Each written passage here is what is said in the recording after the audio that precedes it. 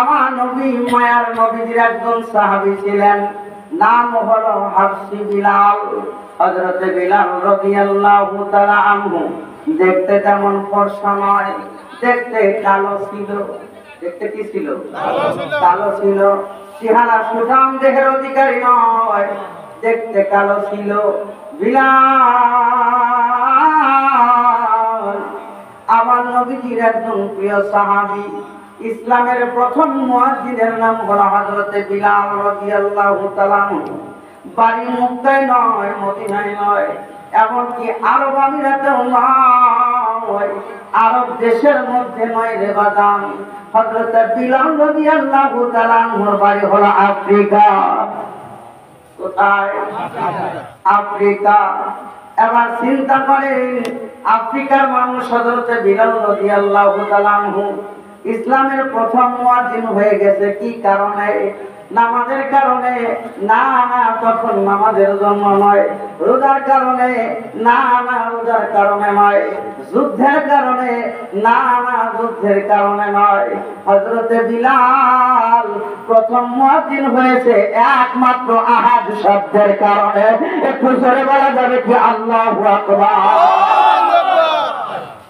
কোন শব্দ?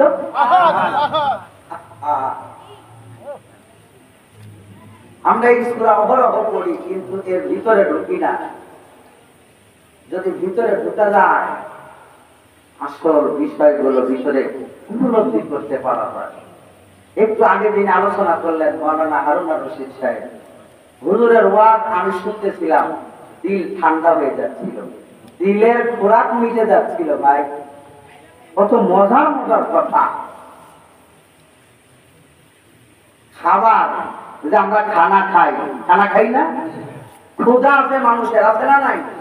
ক্ষুধা কয় প্রকার জানেন? কিসের কিসের ক্ষুধা আছে? একটা হলো মনের ক্ষুধা। একটা কিসের ক্ষুধা? মনের ক্ষুধা, দিলের ক্ষুধা। একটা হলো দিলের ক্ষুধা, আর একটা হলো শরীরের ক্ষুধা, আর একটা হচ্ছে আমাদের দেহের ক্ষুধা। ভালো করে খেয়াল করুন, দিলের ক্ষুধা যেটা, সেটা মিটে যাচ্ছিল। এত মধুর আলোচনা, কত গুরুত্বপূর্ণ আলোচনা। মন কান দিল যদি একসাথে লাগানো যায়, এই ওয়াজগুলো শুনলে রাতে ঘুমাবেন কখন চিন্তা করতে করতে এই অবস্থা খারাপ হয়ে যাবে। এত মধুর আলোচনা আমি শুনতেছিলাম, আমার মনে হচ্ছিল আরো আধা ঘন্টা চলে গেলে আরো ভালো লাগতো। দিল শীতল হচ্ছিল। সম্মানিত ভাইরা, আহাদ শব্দটা যদি আমাদের দিলের ভিতরে একবার ঢুকতে পারে, তাহলে সোনার মানুষ হয়ে যেতে পারতাম। ঠিক কিনা? সোনা মানুষ হয়ে যেতে পারতাম, কিন্তু আমাদের দিলে তো ঢোকে না ভাই। আমরা নামাজে গেলে তো সুক্তি নামাজ হয়। সুক্তি বোঝেন? আমাদের পাবনার ভাষা পেলাম, আমাদের ভাষা একটু জানি না। এই ঠিক আছে, আপনার এতটুকু জমি আমি ধান রুয়ে দেবো, আমাকে এত টাকা দেওয়া। এটা আপনারা কি করেন? চুক্তি করেন। তাহলে ঠিক আছে। আমরা তো নামাজে গেলে আমি চুক্তি নামাজ পড়ি, কত তাড়াতাড়ি মসজিদ থেকে বাড়াইতে পারি। কথা কয় না? শুক্রবারের দিন দেখবেন কিছু মুসল্লি আছে 2 রাকাত পড়ার লেগে সবার শেষে ঢোকে। কেন সবার শেষে ঢোকে জানেন? একমত আছে, যাতে সবার আগে বাড়ানো যায়। সবার শেষে ঢোকে, 2 রাকাত নামাজ পড়ে, ডানে বামে সালাম ফিরানো শেষ, আর হুজুরের দরকার নেই। ঠিক না বেটি? এরকম আছে না নাই? এগুলো হলো সুক্তি মুসল্লি। কি মুসল্লি? সুক্তি মুসল্লি। মুসল্লির তো অনেক রকম প্রকার আছে। 2 রাকাত নামাজের জন্য গেছে। আরে মুসলমান, তুমি যখন পূজা মণ্ডপে গেলা, রাত 12টা পর্যন্ত সেখানে ড্যান্স দেখলা, নাচন দেখলা, কত কি দেখলা, একবার ঘড়ির দিকে তাকালা না। তুমি যখন নেতার জন্য ঘন্টার পর ঘন্টা দাঁড়ায় রয়েছে রোদ্রের মধ্যে, একবার গরম লাগে না, আর মসজিদে ফ্যান দেওয়া আছে, তাও তোমার ছটফটানি শুরু হয়ে গেছে, তার মানে তোমার দিল মসজিদে নাই, শুধু দেহটা আছে। কথা কয় না? আল্লাহ তো আমার দেহ চায় না রে ভাই, আল্লাহ তো আমার দিল চায়। আল্লাহ কি চায়? দিল চায়। আল্লাহ আমার দেহ চায় না, আল্লাহ কি চায়? দিল চায়। ভাই আপনারা একটু সাইডে দেখো।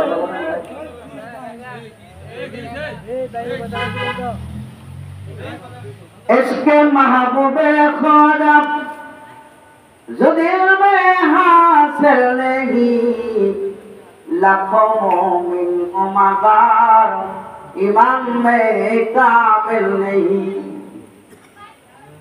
নবীর অন্তরে লইয়া যদি মসজিদের মধ্যে প্রবেশ করো তোমার ওই অন্তরটা আল্লাহর প্রেমে পাগল হয়ে যাবে। 2 রাকাত নামাজ পড়ে বের হতে মন চাইবে না।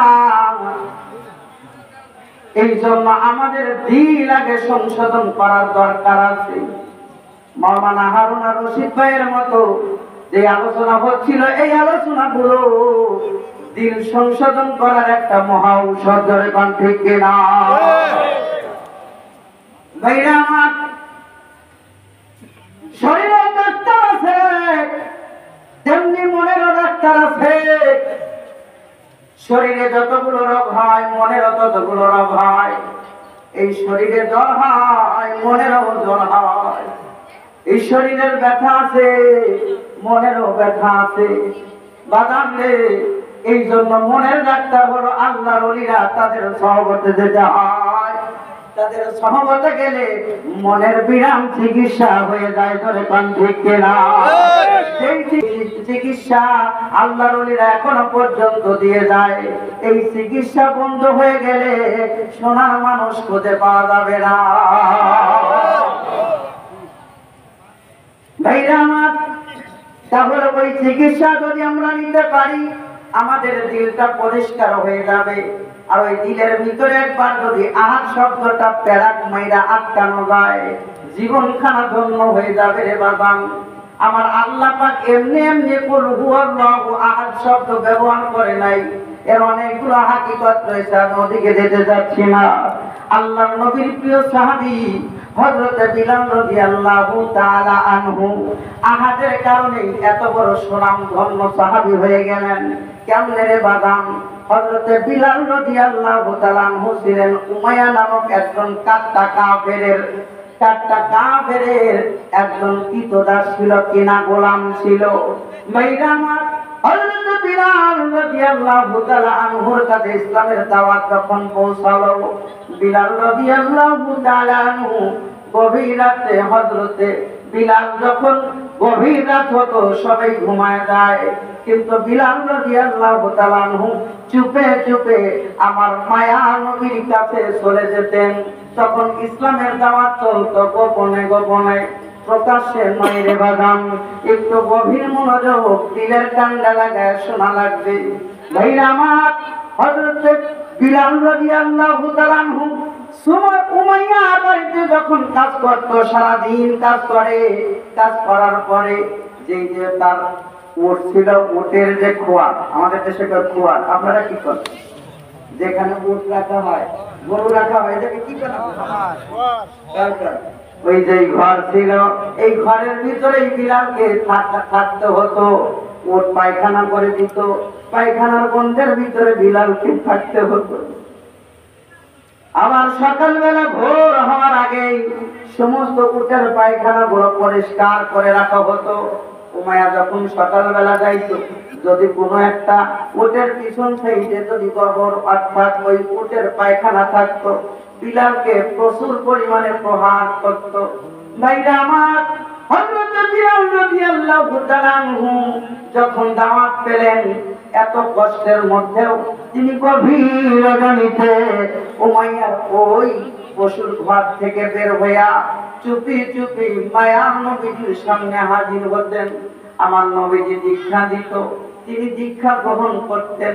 আবার রাত্রেবেলায় অন্ধকার থাকতে থাকতে চলে আসতেন।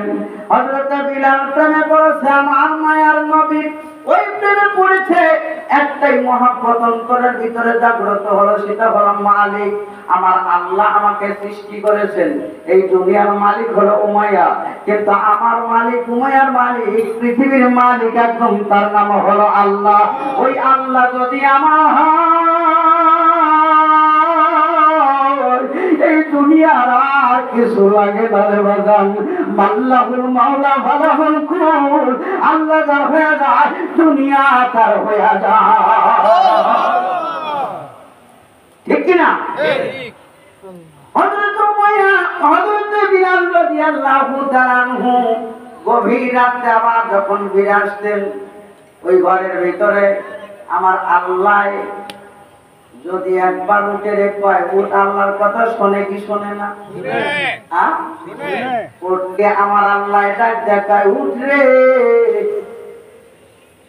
তুই কার? উমাইয়া না আমার? বিলাল আমার, তুইও আমার। আমার বিলাল আমার হাবিবের দরবারে গেছে, যদি তোর পিছনে তোর পায়খানা থাকে উমাইয়া আমার বিলালে মারবে। ওর খবরদার, সারা রাতের মধ্যে তোর যেন পায়খানা না করা লাগে। হুকুম দিতে কি? আল্লাহ। আল্লাহ। হযরত বিলাল ভোরবেলায় আসলেন, আয়েশা দেখে উটের একটা পায়খানা নাই, পরিষ্কার। সকালবেলা উমাইয়া আসছে, পরিষ্কার। বিলালকে ডাক দিয়ে উঠায়, বিলাল কখন উঠেছ? পরিষ্কার করেছো? বিলাল মিটমিট করে মুস্কি হাসি দেয়। মুস্কি হাসি দেওয়া সুন্নাত। মুস্কি হাসি দাও কি সুন্নাত? হযরত বিলাল রাদিয়াল্লাহু তাআলা মুস্কি হাসি দেয় আর মনে মনে কয়, উমাইয়া রে, বুঝবি না আমার মাওলার খেলা। ভাইরা আমার, একজন কর্মচারী উমাইয়ার কাছে গিয়ে বলল, মালিক, আপনি বিলালকে কত ভালোবাসেন? ও মালিক, আপনি বিলালকে কত ভালোবাসেন? কয়, বিলালকে আমি খুব ভালোবাসি, কারণ ওরে যতগুলো দায়িত্ব দেই সব দায়িত্বগুলো অক্ষরে অক্ষরে পালন করে। কয়, আপনি কি জানেন বিলাল রাতের বেলায় কি করে? কয়, কি করে? কয়, চুপি চুপি মুহাম্মাদের দরবারে হাজির হয়ে যায়। উমাইয়ের ভিতরে রাত তৈরি হল। তাই ঠিক আছে, আজ একটু অন্ধকার থাকতে থাকতে আমি যাবো, দেখবো বিলাল কোথায়।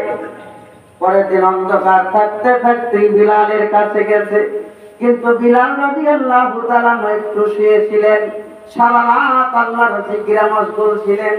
ভোরবেলায় একটু যখন চোখটা কন্ধার মতো ভাব হয়েছে, উমাইয়া ডাক দিছে, বিলাল আসনি ভিতরে? বিলাল রাদিয়াল্লাহু তাআলা বলেন, মালিক হাজির। তাই তুমি কি পরিষ্কার করেছো? তুমি তো সবেমাত্র ঘুম থেকে উঠলে। তো একবার তাকায় দেখেন, প্রত্যেকটা উটের পিছনে তাকায় দেখে, একটা উটের পিছনে কোনো ময়লা নাই। এবার উমাইয়া এভাবে ধরতে পারে না। একদিন, দুই দিন, তিন দিন পার হয়ে গেল। এমন সময় একদিন মাঝরাতে উমাইয়া হাজির হয়ে গেছে। মাঝরাতে হাজির হয়ে দেখে বিলাল নাই। কই রে বিলাল, কোথায় গেলি? বিলালের কোনো খবর নাই। শেষ রাতে বিলাল রাদিয়াল্লাহু তাআলা আনহু আসছে, উমাইয়ার সাথে সাথে আটকায় দিছে। দেখ দেখ, কয়, বিলাল, তুই তো আমার কর্মচারী, আমি তোর মালিক। আমার বিনা অনুমতিতে আমার উটগুলো রাইখা সারা রাত কোথায় ছিলি? সারা রাত কোথায় ছিলি? হযরত বিলাল ডাক দেয়, কয়, মালিক গো, আপনি আমার দুনিয়ার মালিক। মালিক, আপনি তো আমার দুনিয়ার মালিক, কিন্তু একজন মালিক আছে যিনি আমারও মালিক, আপনারও মালিক। তিনি বলেন আমার আল্লাহ। ওই মালিকের সন্ধানে আমি বের হয়েছিলাম। উমাইর কি বুঝতে বাকি আছে? কথা কোন বুঝতে বাকি আছে? ওই যে কর্মচারীটা কইছে কথা বাস্তব। উমাইর হুকুম দিল, ধর বিলালের। ধরছে, সকাল পর্যন্ত আটকায় রাখছে। এরপরে বিলালকে ডাক দিলেন, আর লোকজন সাথে নিয়ে বিচার হচ্ছে বিলালের। বিলালকে ডাক দেয়, কয়, এ বিলাল, আজ থেকে মুহাম্মাদের দরবারে যেতে পারবি না। মুহাম্মদ সাল্লাল্লাহু আলাইহি সাল্লামের দরবারে যেতে পারবি না।